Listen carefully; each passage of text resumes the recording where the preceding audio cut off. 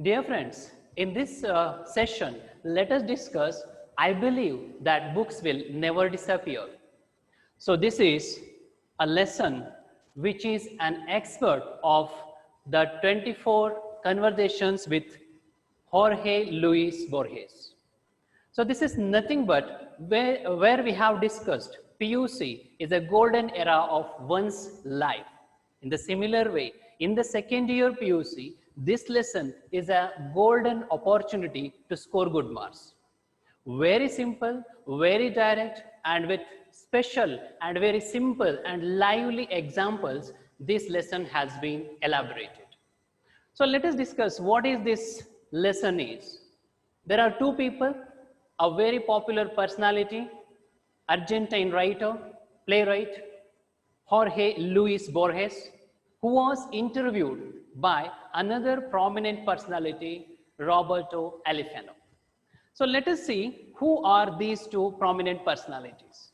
Jorge Luis Borges is a playwright, poet, essay, who is very much popularly known for the special style of his short stories. His stories are mainly based on dreams and children and philosophy of life. And he was interviewed by Roberto Alifano. Roberto Alifano is another prominent literature figure who has written more than 100 books. Along with that, this fellow has the qualification. He has worked as a journalist also. So this is all about the writers and the interview and the person who have interviewed Jorge Luis Borges. So here in this lesson, we have different concepts. This is an essay which is amalgamated with many of the concepts. For the better understanding, I have divided this lesson into various concepts because we must understand various concepts which are included in this lesson. So for 4 mark and 1 mark, these lessons are very essential. Borges was asked a question in the beginning regarding the first literary reading of him by Roberto Alifano. For that, he proudly says that he was educated more than any university or school in the library of his father. In fact, his father was a lawyer. And instead of having only the books related to law, he had a vast collection of books like stories, which are related to literature. So that he proudly says that I got an opportunity to study everything in the library of my father at home. And he recalls that his first literary reading also, which is Fairy Tale of Grimm. He says that Grimm's fairy tale was the first literary reading of him. And in the second part, he was asked a question regarding mother. In the beginning, initially, at the outset, he says very proudly about his mother. He says that his mother was an extraordinary personality. She had no enemies at all. She had very good communication skill. Her name is Donna Lenore. You have to remember this name for 1 mark objective type question. She was very special personality. She took all the difficulties, hurdles and obstacles to give the best opportunity to learn and discover the potential which is kept behind him, behind Jorge Luis Borges. And later he says, he generalizes the things. Every mother, of course, we must agree with that. Mother is only the lone personality of this world.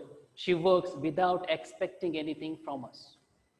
A mother gives birth to a child, looks after a child. She teaches to talk, she teaches to walk, she teaches that child to communicate, to eat. So everything is centered with only one person, that is mother. Without her, our life is very difficult and it is mostly or likely impossible for us. When we are small, The mother looks after us.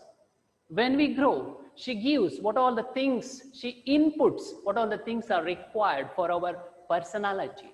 It might be of philosophical or knowledge related also. But he has a guilty feeling at the end also. What is that? Before we understand why he feels guilty for that, I must tell you one more thing, that mother's job is very difficult job in this world. I was reading a book the other day in that a mother can change the diapers of the child more than 5,000 times. It is only possible for a mother, not at all for other people. But when we grow slowly, we start concentrating on our career slowly towards our own families, our husbands, our wives, our children, and all, so that we forget to contribute to the mother.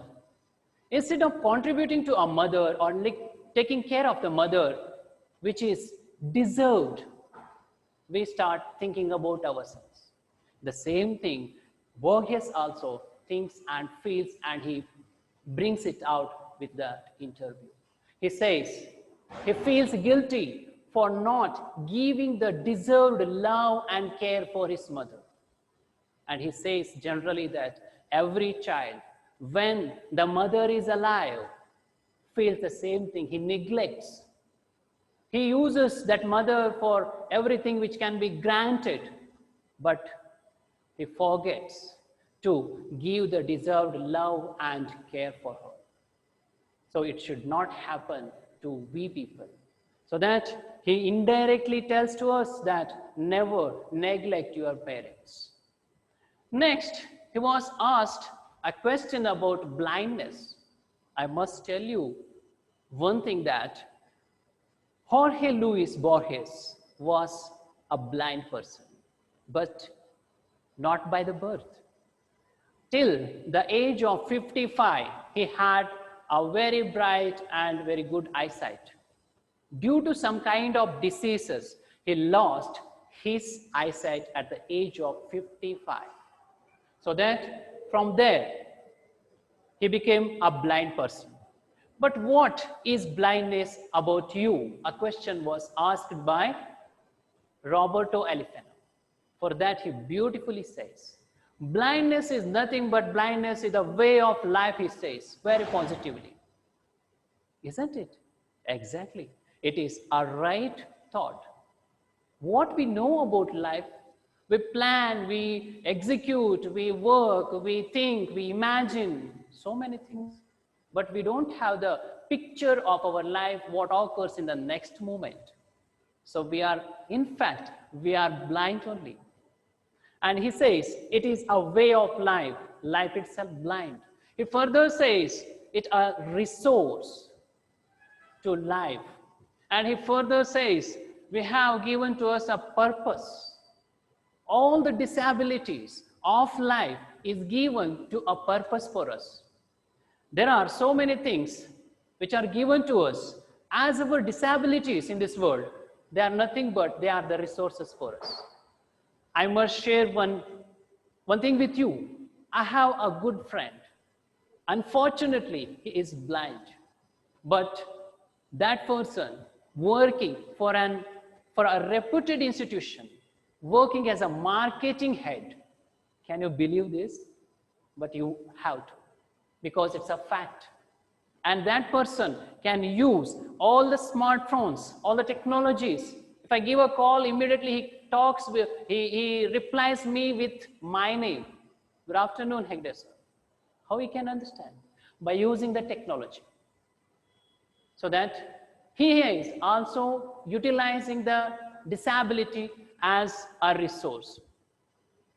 Borges says, very specially, humiliations, our misfortunes, our embarrassments are given to us as raw material so that we may shape our art.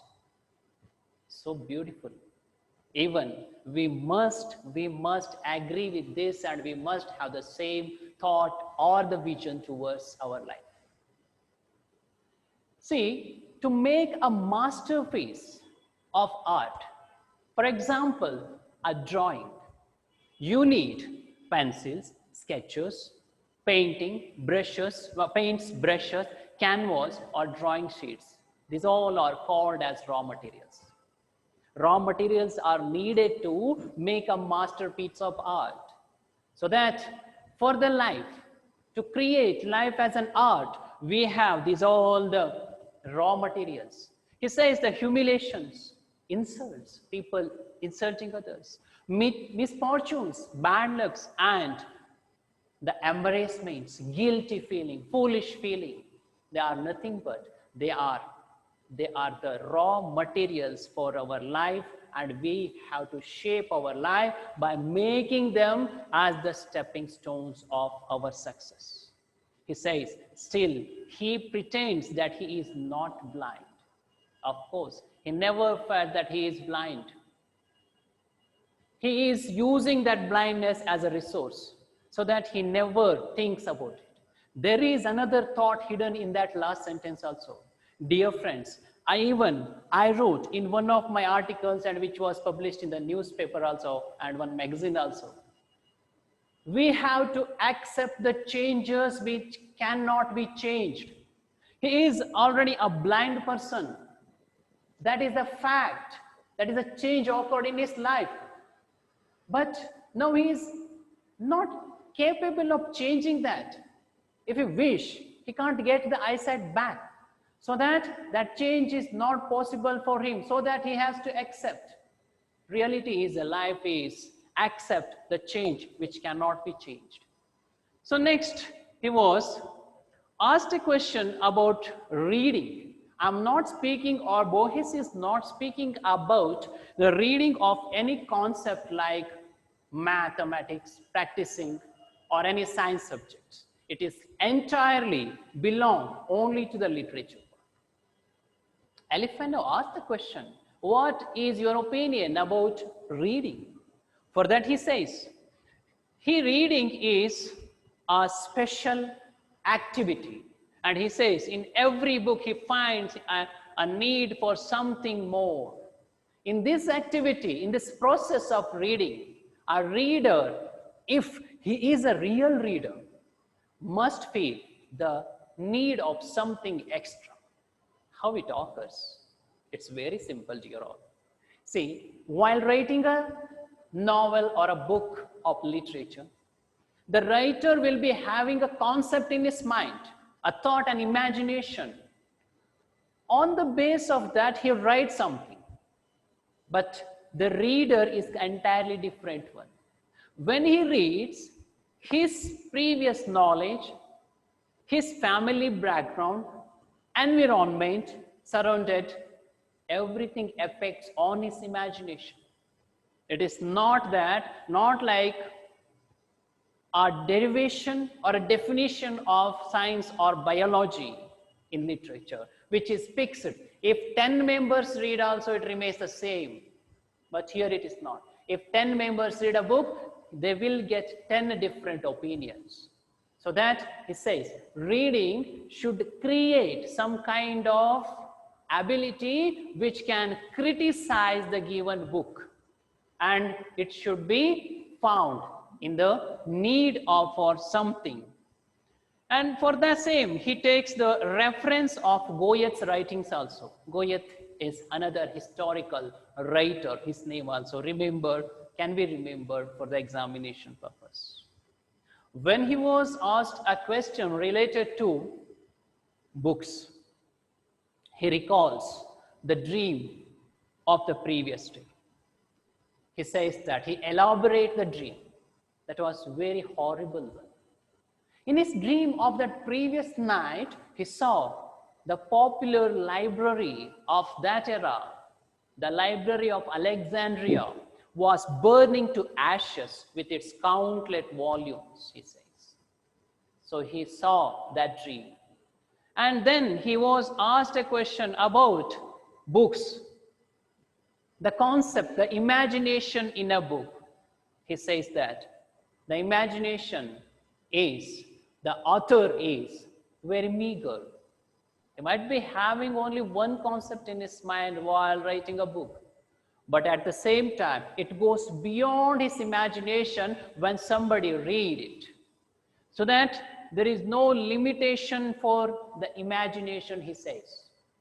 Kindly understand, kindly differentiate the characteristics of literature, which is entirely different from the core subjects.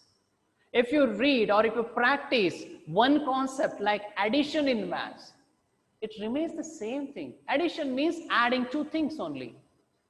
But in the literature, it's very vast and different what he is about to say. Criticizing on books. He says, a book can be full of errors.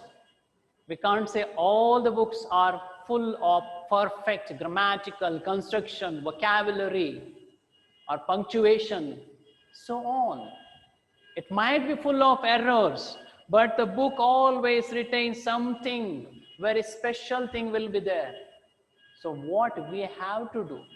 While reading a book, we should neglect those errors, but we have to concentrate only this part, sacred, something which is mortal, something magical, which brings happiness. So we have to find happiness. If you read with the real joy, definitely you will get the satisfaction or that happiness also, he says.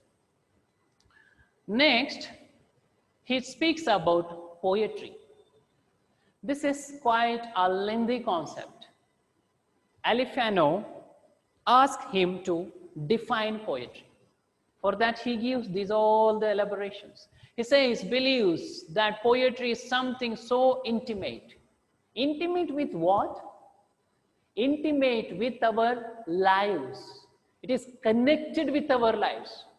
Poetry is nothing, not at all a concept or something which brought from outer sources and implemented on us. It is present in our life also. It is completely connected. Poetry means writing, giving the form of writings to our imaginations. That imagination is ours. It is completely intimate and essential, which is very important also. You may ask a question, what is the use of learning literature? So many, in every class we find literature. From our primary section to higher sections also. What is the need? Why this curriculum committees are keeping literature in our curriculum? It is needed. Without that, we human beings are not complete. Without imagination, without a dream, without feeling and emotions, what a human being can be? It can be just like a non-living thing only. Am I right? If you don't have emotions, if you don't have feelings, what you will become? You will definitely become a non-living thing. So that it is intimate as well as it is essential. And the next part is very special one, and it has to be remembered in the similar structure of the sentence, which cannot be defined without oversimplifying it. Dear all, we must understand the meaning of oversimplifying it. Oversimplifying. First, we need to understand simplifying. We have to simplify the given poetry. All the sentences, I mean the stanzas and lines and precise words and metaphors and other devices of poetry are kept like very complicated one in the poetry. That is what it is called as a poetry. If it is written with direct letters, I mean direct words and direct sentences, we can't call it as a poetry. It can be called as an essay. So that is the specialty of it. But if you want to understand, if you want to define it, you need to simplify those words and concepts again and again. So that process of simplifying is called as oversimplifying. Without oversimplifying, we cannot define it. He says, poetry is an aesthetic act. It's a special art. It happens, this is an act also, but this act is an art. Remember, kindly observe what he says. It's an act. It's nothing, something which is brought and introduced. It should happen there. It should happen in the mind. It should happen in the in the brain, it should happen in our feelings, but very special one. So aesthetic, art it is. So art and talent are quite different in meaning. Art comes, most of the artists have the special qualities by birth, but talent is quite different. But he speaks about it's an art. And he says the word poetic act. The purpose of writing a poetry is nothing but reaching to that height of poetic act.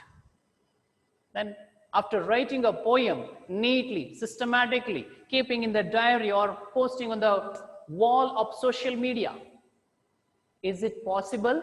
Is it enough? No. So the poetic act must take place. And what is that poetic act? Remember and try to concentrate, understand this very special thing he is telling here. That act should happen. It must happen. How?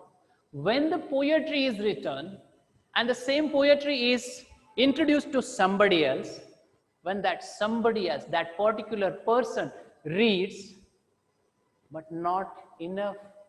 When that reader gets the imagination and he tries to recollect, reconnect his experiences with the given poetry, and he gets success and happiness, then the poetic act happens. So poetic act is not so easy. After writing something, keeping. No. After writing, it should be presented to someone. That particular receiver should feel something which is very intimate to his life. Then the poetic act is complete. So that he says, it's a magical one. It's a special one, which creates some magic kind of vibrations and mysterious and unexplainable effect.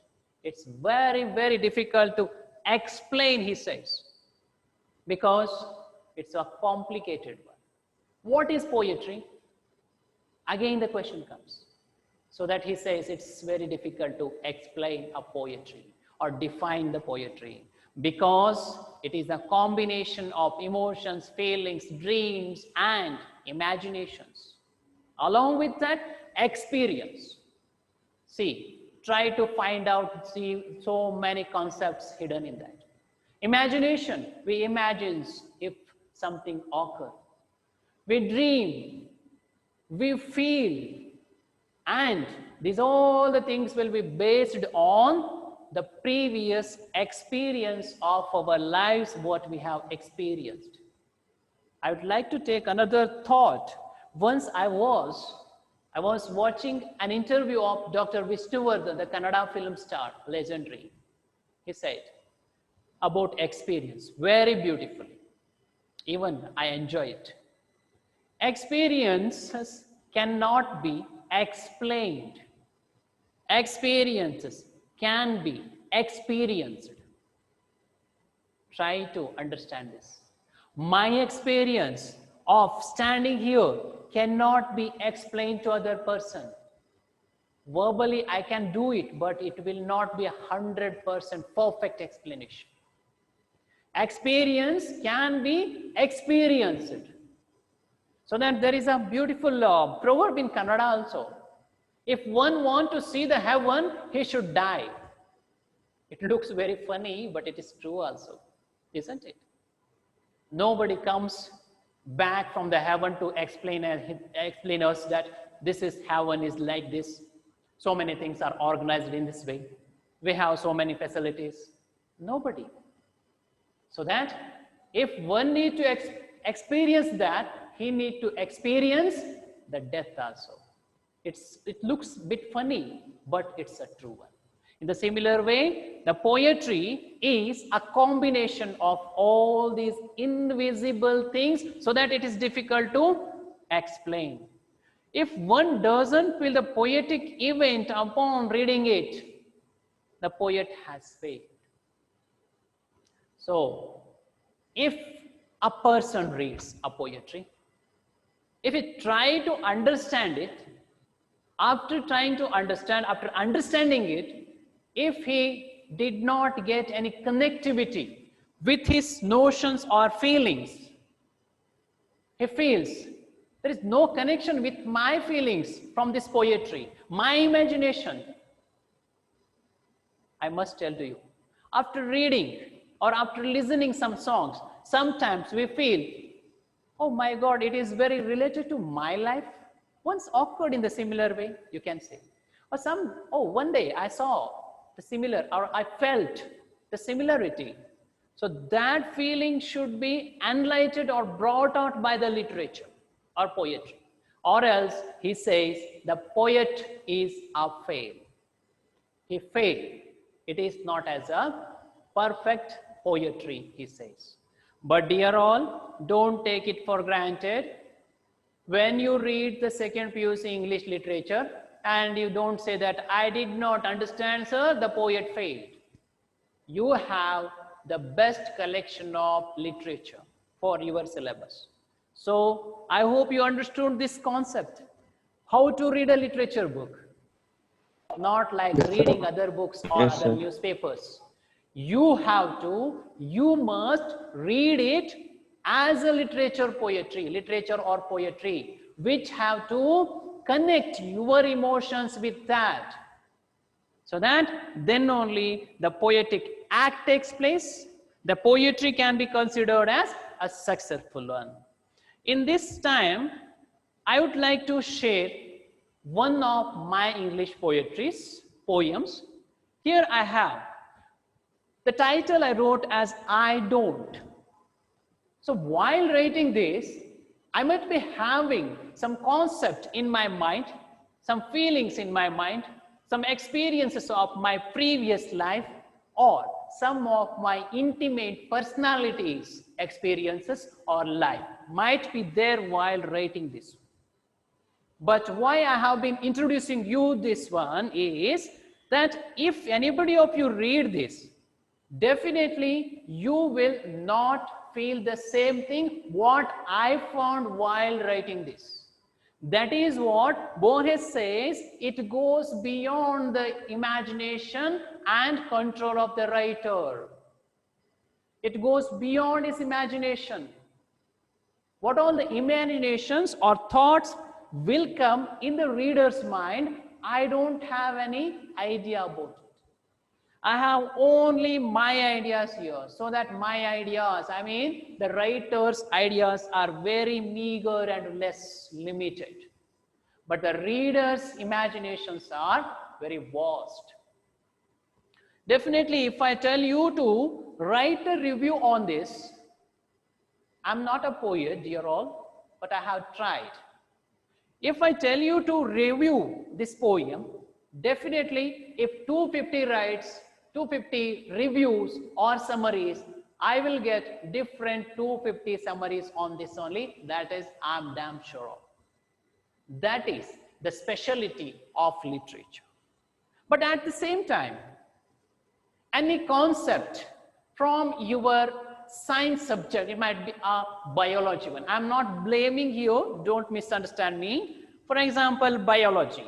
If you get the parts of the flower, if I write the answer, parts of the flower, it remains the same one. If you write also, if somebody else write also, it remains the same. But in the literature, it is different from each of us. So that is the special quality of literature. I'm not telling, but Borges is telling. Fine, let us move to the next one. So why literature or poetry looks so special, unexplainable, magical, mysterious? Because of these things. What are these? Precise words and metaphors. Precise words are the words which directly connects our emotions with some of the concepts. I mean the imagination. They are used. Metaphors are words used to combine or to present a like concept in a different way. These are the devices of poetry. Metaphor is a figure of speech, which is very essential in the literature. But let us see what he says about these precise words and metaphors. So they elicit the emotions, to bring out, to present the emotions. These precise words will help us, he says. At the same time, he uses to reduce the number of metaphors here. Metaphors exist from the beginning of time. It means metaphors in the literature are present from the ancient time.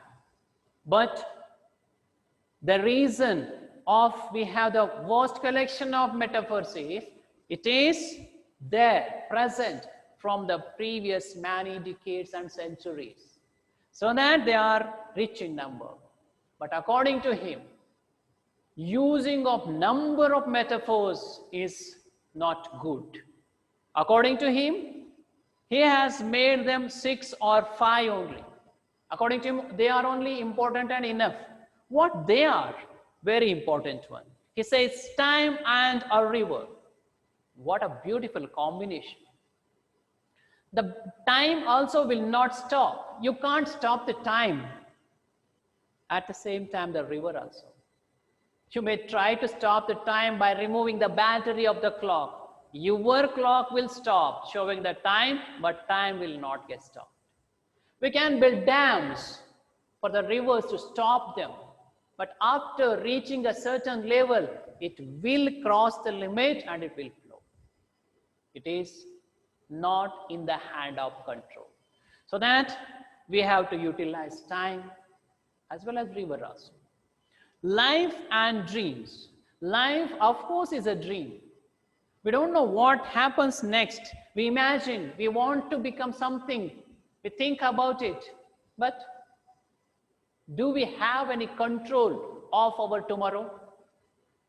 No. We have the control on our emotions. We can do it. But we don't have the control on the happenings in our surroundings.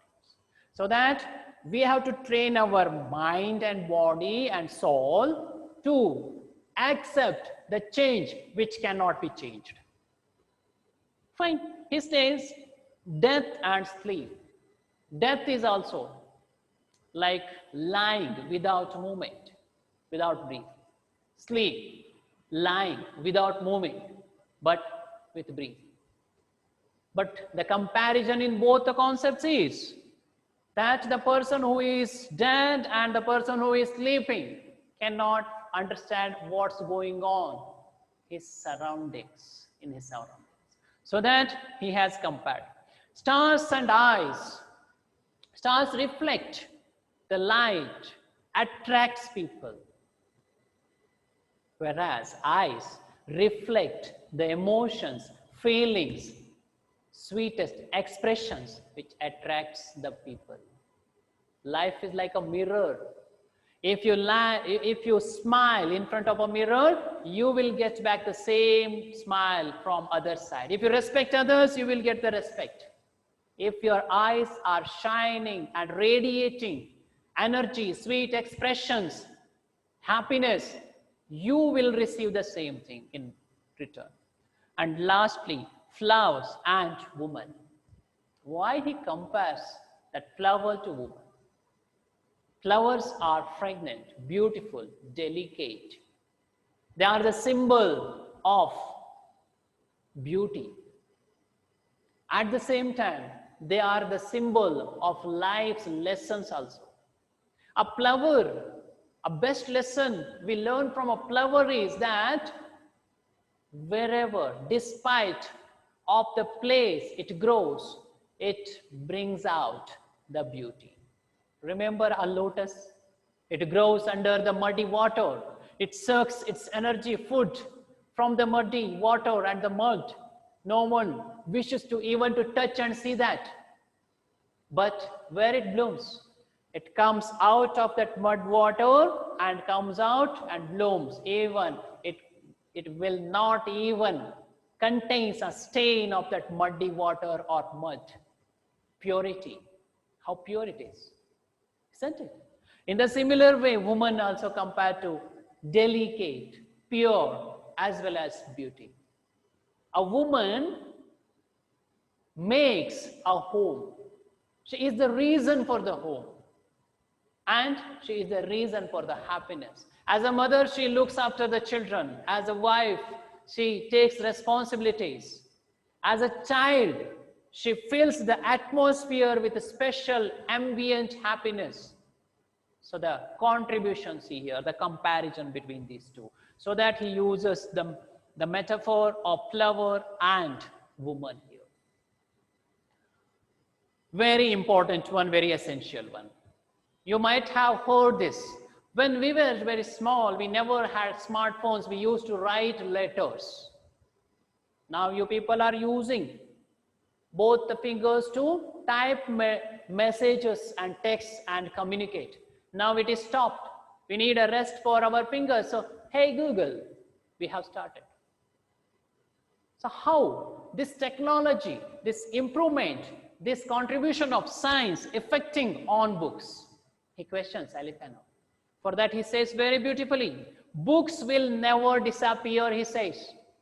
Modern developments will not affect negatively on books, because he gives a beautiful, beautiful thought here. What is that? He says, I'm speaking here. I'm not audible to you people who is staying miles away from me. If you are sitting in front of me in this classroom, definitely you can listen to me. I will be audible to you. But if you are away from me, how can you hear me? So that there is an extension is required for my voice. So that we have invented telephone, he says. Telephone is nothing but the extension of our voice. He says, if we want to protect ourselves, if somebody comes with some of the weapons like rods or sticks or something, we have to hold a sword and we have to fight, because we can't fight with them bare hand. So the extension of the hand is nothing but the sword. Sword is the extension of our hand, which is the contribution of this science and development. At the same time, I can't dig the earth, so that I need plug. Plug is the extension of my hands, which is invented by the science. So all the inventions of science is as the assistance for the naturally given hand and natural abilities. So he says modern implementations or modern developments works as assistance, not as a major part, so that they cannot be replaced. And for books, he gives a beautiful thought. So voice extension we found, hands extension we found, then what about books? He says, our imagination is not a permanent one. I imagine something by standing in front of you, and my imagination when the other person comes in front of me will be different one. So that we have to record it. For the recording, we have the book. We have memory, which is a limited and temporary one. We want to extend it for the centuries and the decades, so that we have books to copy it.